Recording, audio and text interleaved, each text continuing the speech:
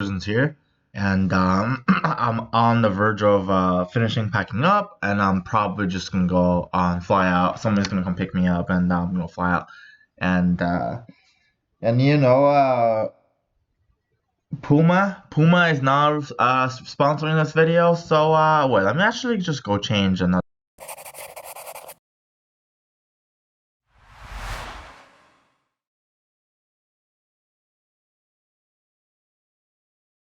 So there you go, new clothes. So for those of you who are just here for price prediction or anything like remotely related to due diligence, or anything about a stock or MMAT or anything, or we're adding Palantir to our list because I really think it got some potential in terms of like just from the charting alone. Maybe do some more DD on the company part, and maybe you guys will convince me again to do some AMC coverage, because I actually made someone use some money over AMC. And when I get back to my place after moving and everything, probably gonna start streaming a little bit, maybe pre-market, maybe after-market, answer some questions, and you guys should give me some sweet donations. I'm just kidding. Like if you want, you can. If not, then it is what it is.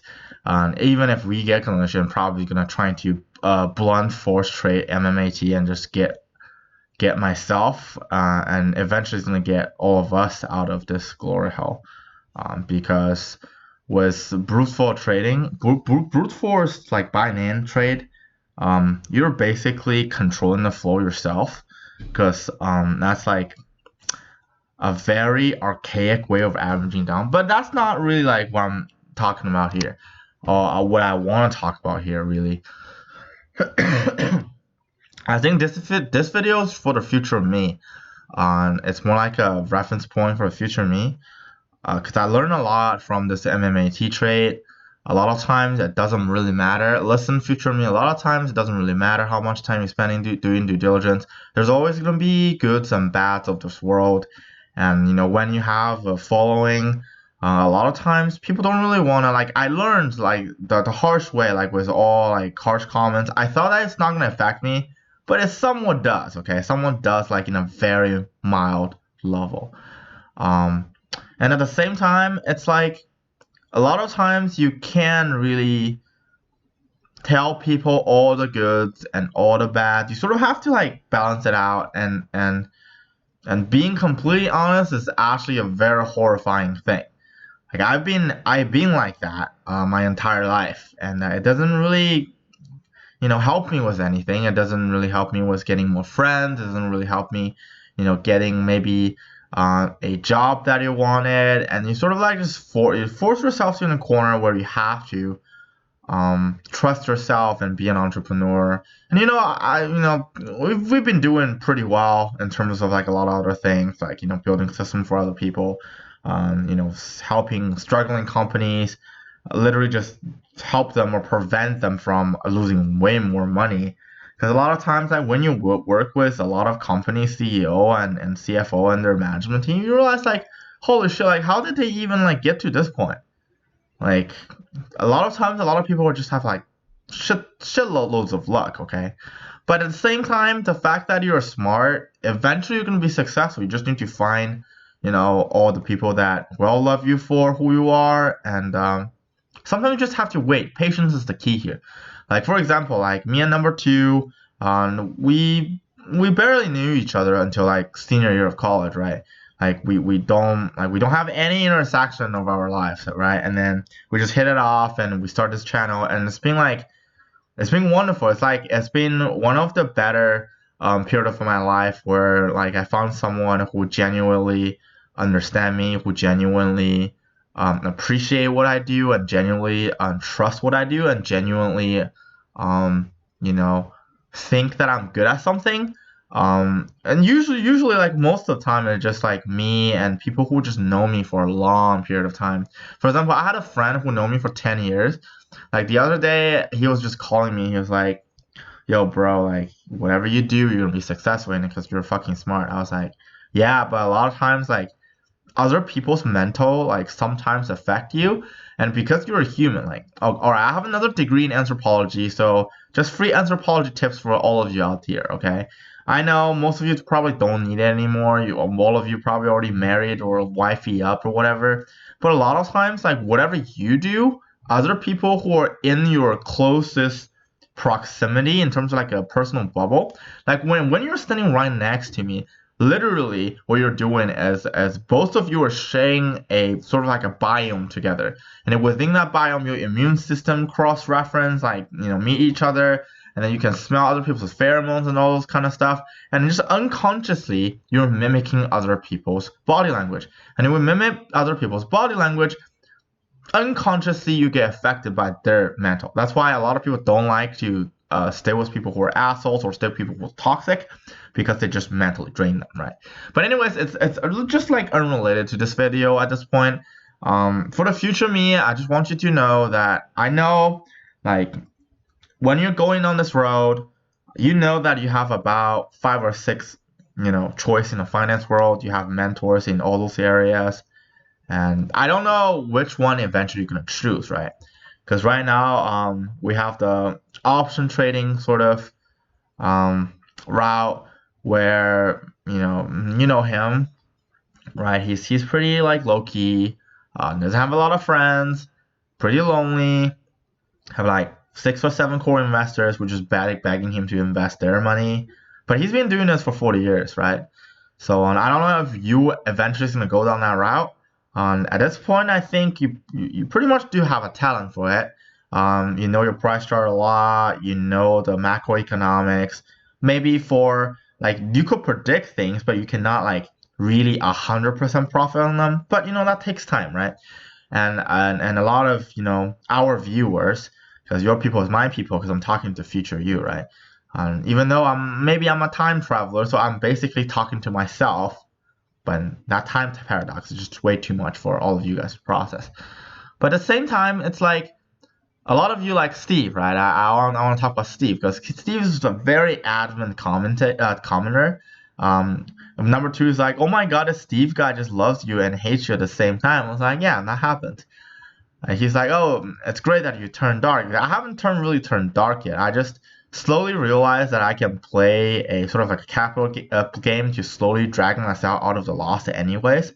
But at the same time, I know like he's like, oh, if you give us information, like we're willing to pay. I mean, I do have a lot of information that a lot of you won't realize, and I do have a lot of like just information out there, right? I can't say that because I'm not an institutional investor, not yet, at least in this stage, right? I wouldn't know a lot of. They usually get message, or they usually get info like 1 or 2 days ahead of us, okay? And for me, I can do maybe a couple hours, maybe a couple of days, or maybe even a couple of weeks. I can speculate and I can pinpoint things before things happen. But at the same time, like a lot of you are gonna be like, let's just make as much money as fast as possible. I mean, a lot of you are over 30, over 40, like over 50, like you guys have kids, you have like college funds and all this kind of stuff. Like you guys are more seasoned, and a lot of you are, I think I did some data wrangling and analysis. A lot of you are long-term investors or just want long-term holding, but you guys don't mind doing a pump and dump scheme. But there's a loyal following of ours that just want to do, today I buy in and tomorrow I make 20%.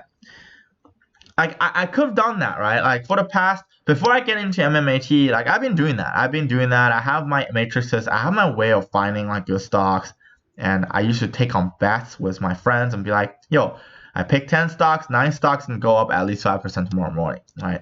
And then as far as track records goes, that actually works most of the time, because obviously I've been trading for a long time. Like if you count my paper trading days, I started like when I was not even 18. Okay, I haven't like sort of like an innate fascination towards stocks, because I think it's really interesting. At first I thought it's a scam. In reality, it kind of is, because you're trading on future value. It's a perceivable sort of thing. But when sort of like you build up your risk tolerance level, you build up your risk profile, you realize that this thing is actually doable. This thing is actually like fascinating. It's something that you really want to like pursue later in life. Even though in college I sort of fall in love with the venture capital side of things, because I actually really like long term. I really like the idea that if you pick the right team, the right person, you work with them for a long time, and eventually you 1,000x your money. It's really rewarding. And as an entrepreneur myself, I enjoy the mentality. I enjoy the challenge of building something from scratch. Okay. But for those of you who are saying you should do it, just hop on stream and just spill all the beans and get all these good trades and everything, and make money as fast as possible. It's just unsustainable. Me and number two are in our mid-20s. We still have a long way to go. It's really great to enter trades like MMAT because it taught us a lot of things. Taught us to be patient. Taught us that a lot of times, changes are gonna involve better than your plan. Not really better than your plan. It just you can't really foresee a lot of things. Okay, even though you're placing bets that are 70-30, right? You can foresee things ahead of time, but because you have limited liquidity, especially for us, like retails, we're trading our own money, right? When you have limited liquidity, you can't really commit. Like commitment is something that we can afford. It's like when you're young, you're trying to commit to a. That's why I adore those people who are like high school sweethearts, or they married all the way into college and they stay like for over 30 years. But in reality, 90% of all these relationships or marriage just fall apart later on in their life, right? But I do admire the commitment, because when you're young, same thing as when you have very limited capital, commitment is something you cannot afford. In this case, we learn. Like at least I learned, right? I learned that when you have limited liquidity, you can commit to those kind of plays like MMAT, even though like in terms of like a long-term trajectory, it has a huge upside. But due to a lot of reasonings, right? The NASDAQ transfer, SEC filing transfer, or just the fact that if some of you who are very carefully reading their AKs, you can pick up some of very interesting stuff that they've been doing with their newly incorporated IR team, which I totally disagree. And I do like the CFO though. I think he's a very old guy who's just doing risk management a lot. But in this day and age, it's not only risk management anymore, right? Because one of my mentors used to be pretty big in the banking industry, and the first lesson he taught me is know your risks, right? And then I was like even younger than I am right now, and I was like, oh yeah, that's what everybody says, understanding your risk. And then by just digging ourselves a hole, and I jump into it like MMAT, right? I understand what does it mean by understanding your risk, really. Even though you only have a 30% downside, you have a 70% probability of an upside, you still need to know your risk. Like when I entered the trade, I don't know. First of all, my money allocation was wrong. Okay, I was too cocky because I've been making quite a lot dough before I entered MMAT. But before you realize your returns, it's literally paper money. The same thing as before Jeff Bezos cash out. His stock options are great, like he's a billionaire or whatever.